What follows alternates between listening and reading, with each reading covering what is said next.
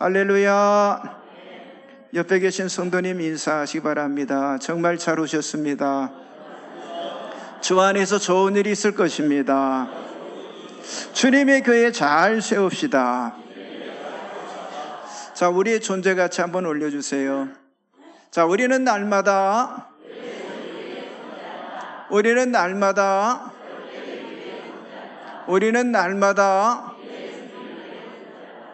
아멘. 자, 오늘은 에베소서 2장 1절에 10절의 말씀을 가지고 구원받아야 할 이유에 대한 확신이다 라는 제목으로 은혜를 나누기를 원합니다. 여러분, 대다수의 기독교인들은요, 복음 중심의 믿음보다 기독교인이라고 하는 종교인으로 살아가는 것에 익숙하고 있습니다. 자, 그래서 복음의 영향력이 개인은 물론 지역과 사회 그리고 세상에서 크게 드러나지 못하고 있다고 하는 사실이에요. 자, 왜 이렇게 복음이 약할까요? 복음이 우리의 삶의 최우선이거나 중심이 되지 않기 때문이라고 하는 거예요. 사도 바울은 사도행전 20장 24절에서 이렇게 말했어요.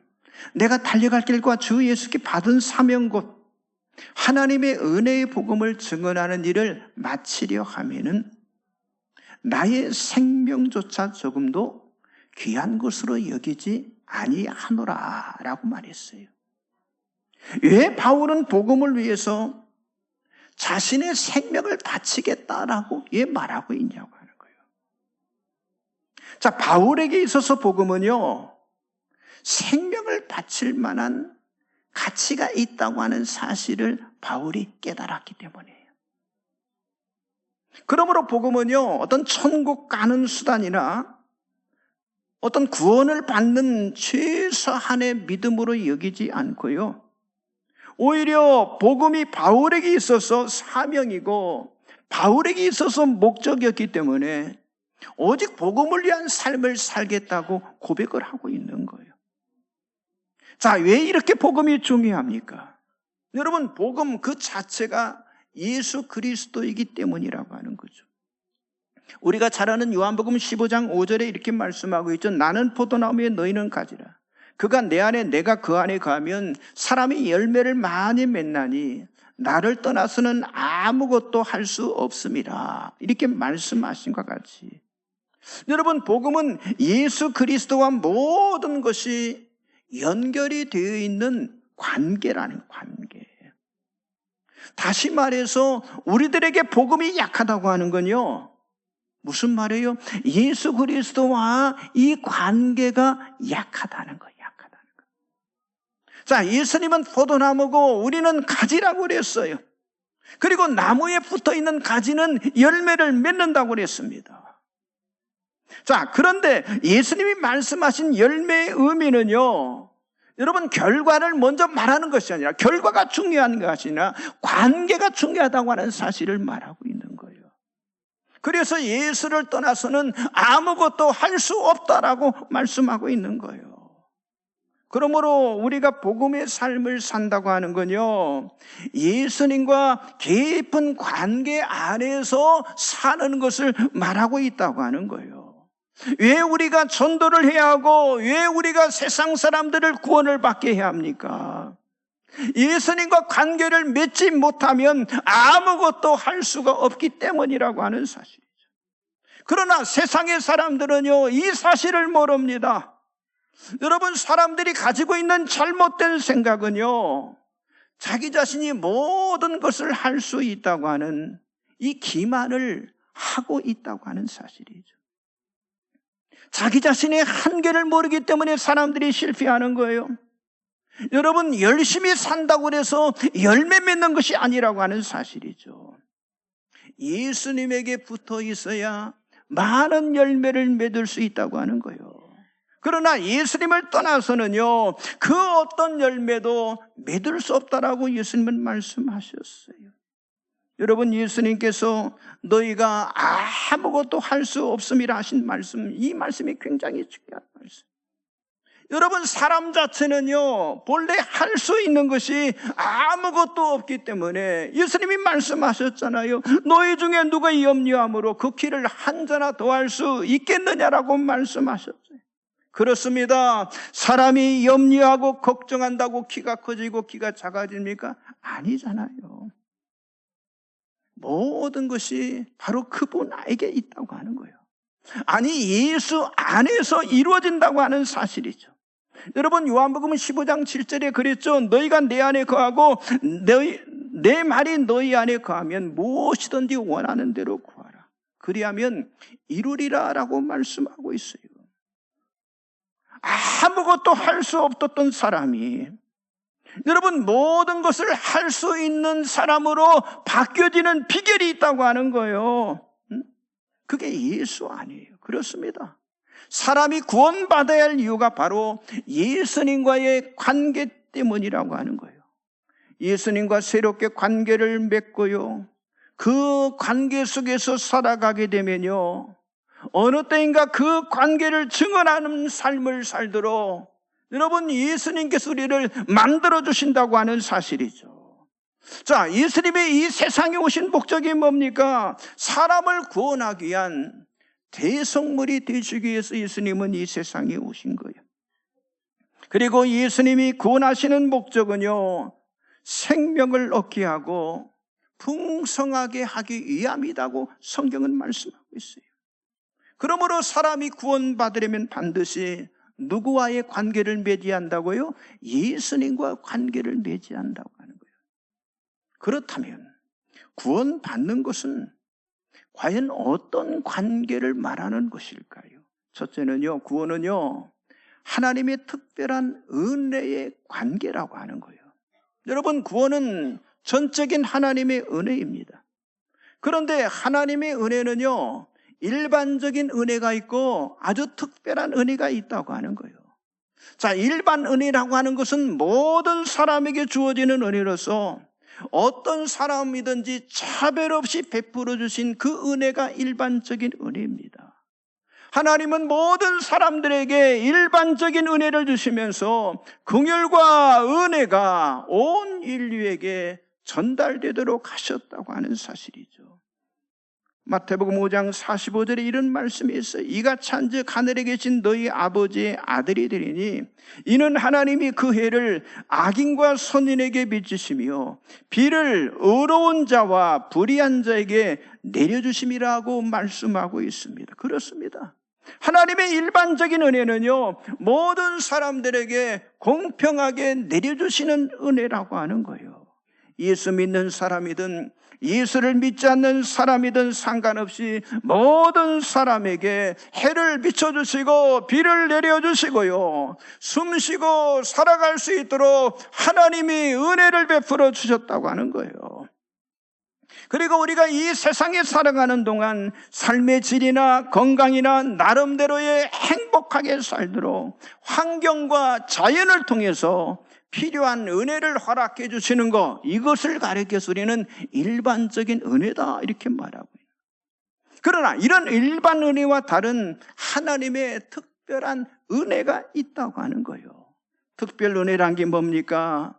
하나님께서 구원을 통해서 베풀어 주신 그 은혜를 말하고 있는 거예요. 여러분, 주보 가운데를 열어보시면 말씀들이 쭉 나와 있죠. 자, 에베소서 2장 1절 3절 말씀을 같이 한번 보겠습니다. 그는 허물과 죄로 죽었던 너희를, 전에는 우리도 다 그 가운데서 우리 육체의 욕심을 따라 지내며 육체와 마음에 원하는 것을 하여 다른 이들과 같이 본질상 진노의 자녀이었더니. 아멘. 특별히 여기 3절 말씀에 사람이 구원받기 이전의 상태를 말씀해 주고 있어요. 사람은 누구나 허물과 죄로 죽었고, 그리고 육체의 욕심을 따라 사는 본질적으로 진노의 자녀였다 이렇게 말씀하고 있어요. 그러나 하나님은 예정하시고 선택하셔서 우리 사람에게 구원을 베풀어 주셨다고 하는 거예요. 사도 바울이 이렇게 말했어요. 자, 에베소서 1장 4절 6절 같이 한번 보겠습니다. 고 창세전에 그리스도 안에서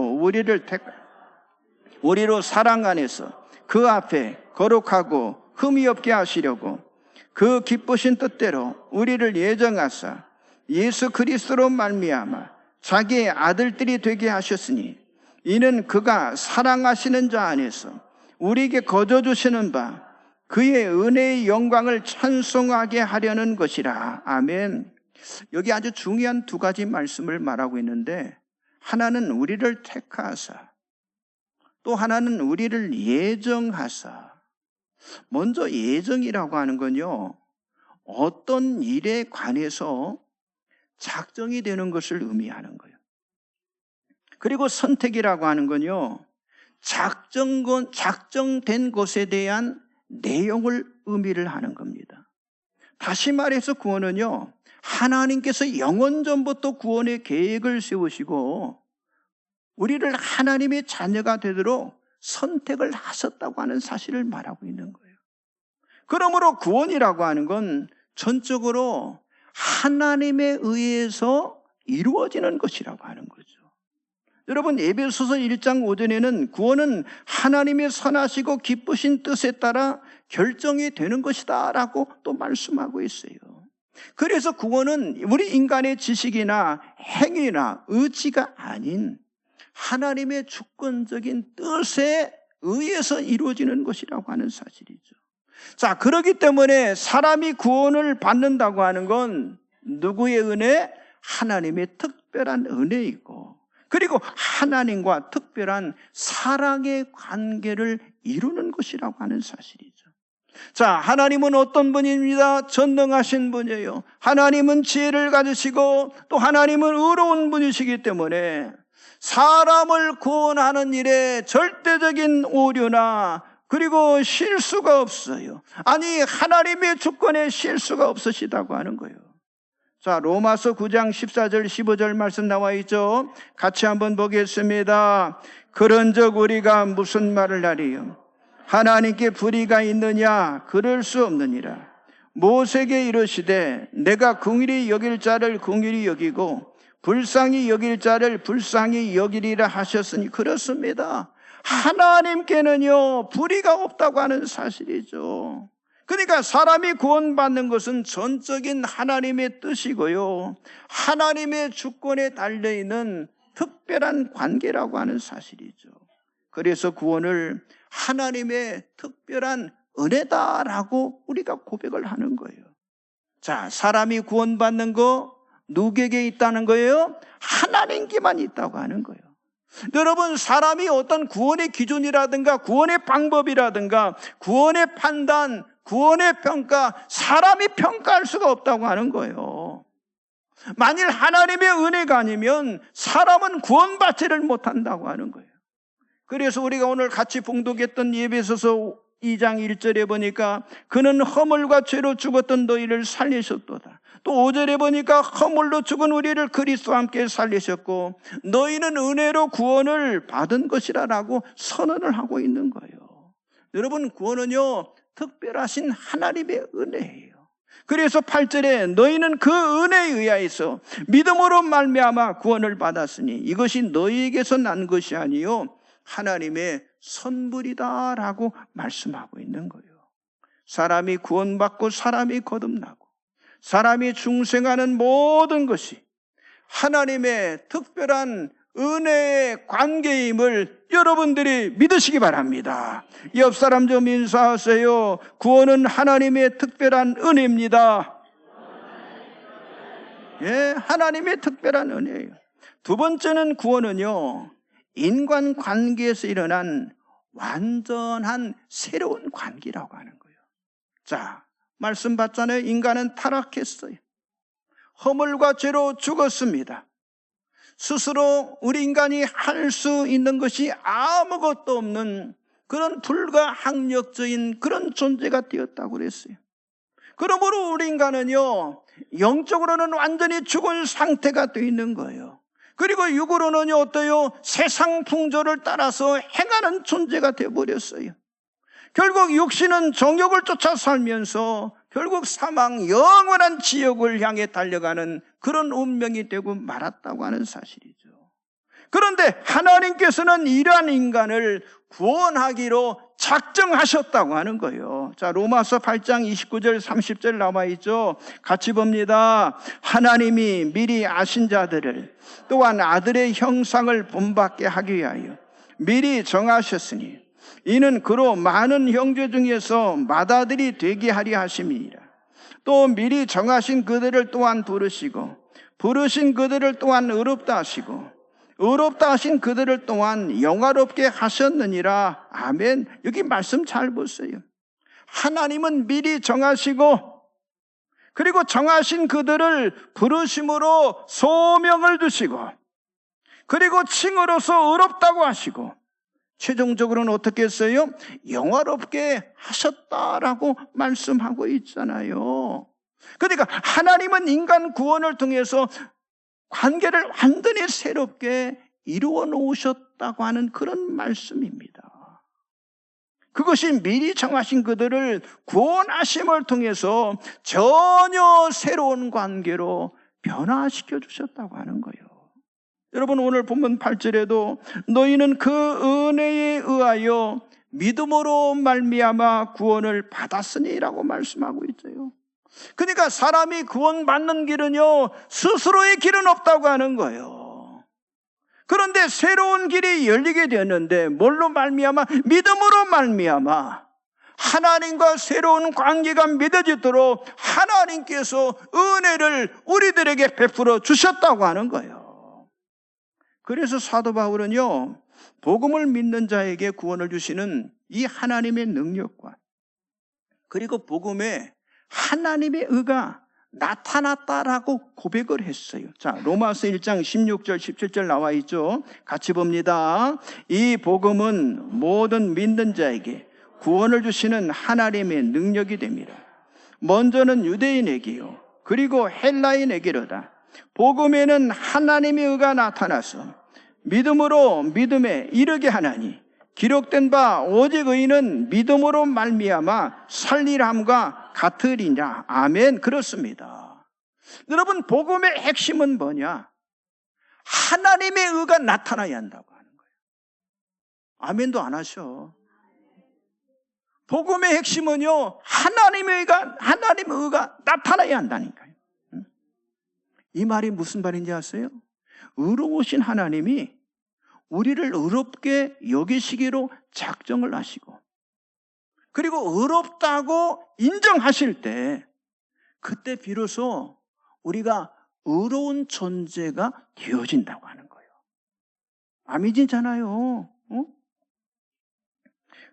자, 그래서 본문 8절과 9절에 뭐랬어요? 이것이 너에게서 난 것이 아니요 하나님의 선물이라. 행위에서 난 것이 아니니 이는 누구든지 자랑하지 못하게 함이다라고 선언을 하고 있는 거예요.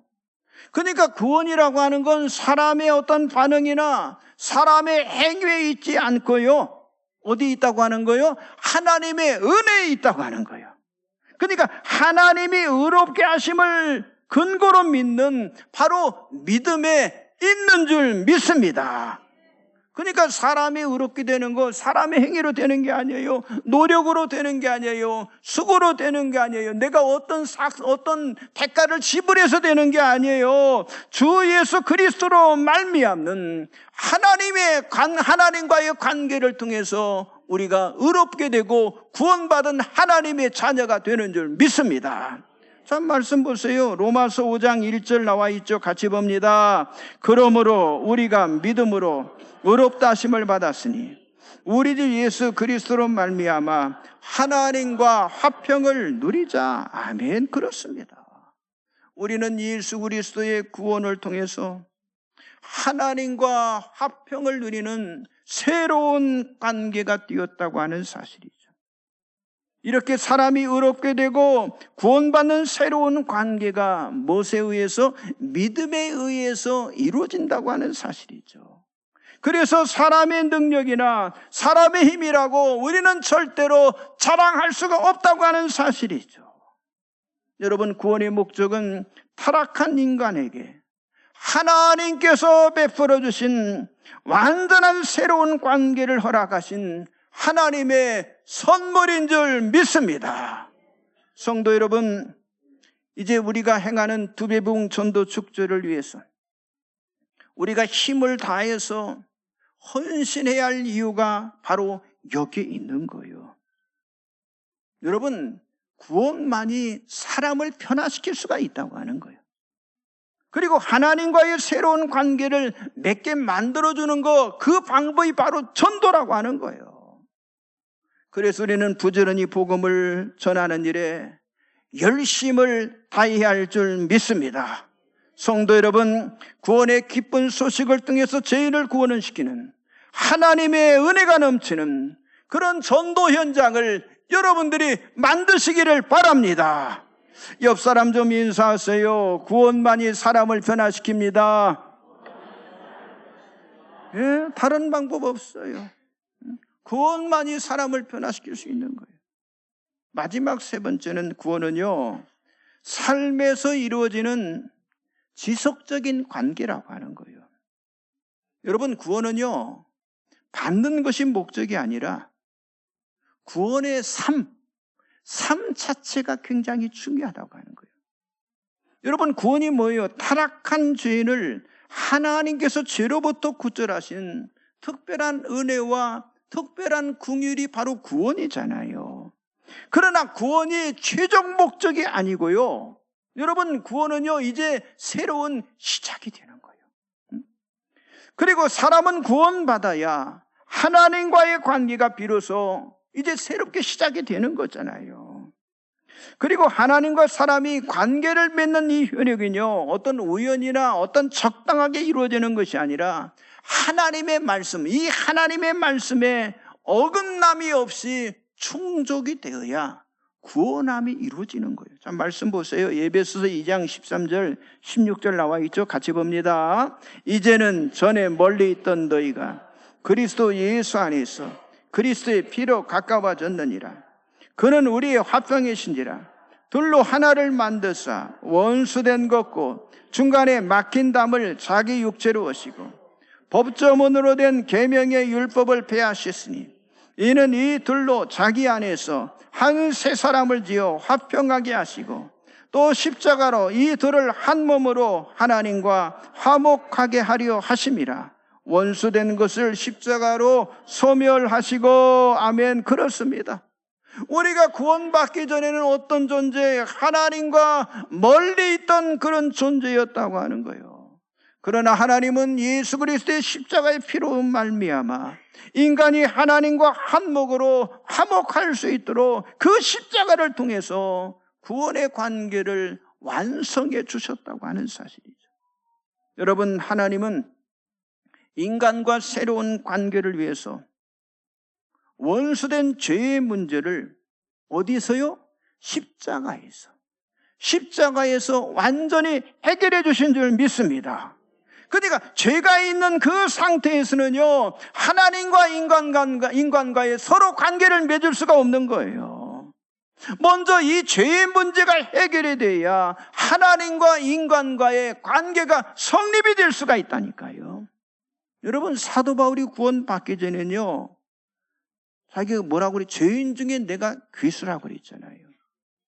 그때는 사악한 짓, 여러분 잔인한 짓을 얼마나 많이 했습니까?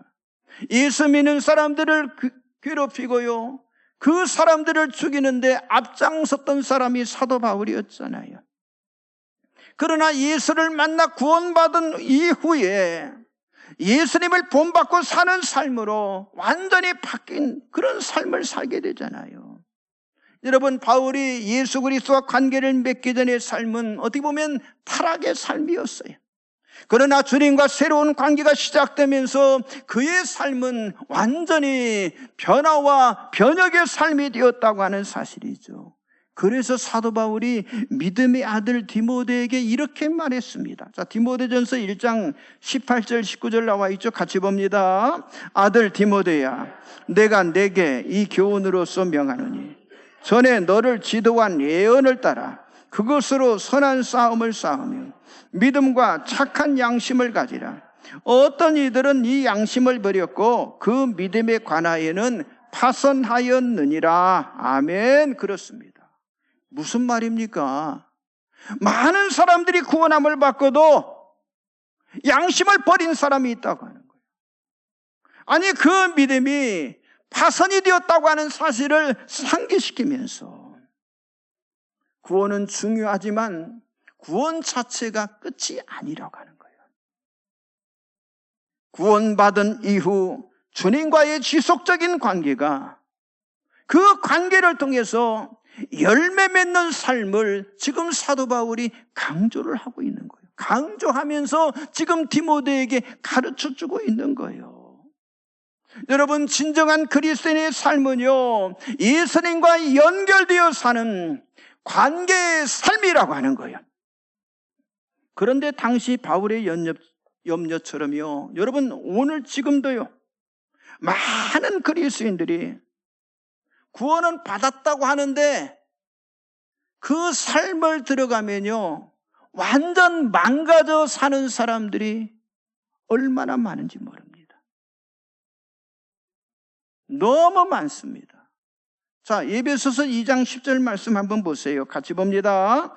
우리는 그가 만드신 바라 그리스도 예수 안에서 선한 일을 위하여 지으심을 받은 자니, 이 일은 하나님이 전에 예비하사 우리로 그 가운데서 행하게 하려 하심이니라.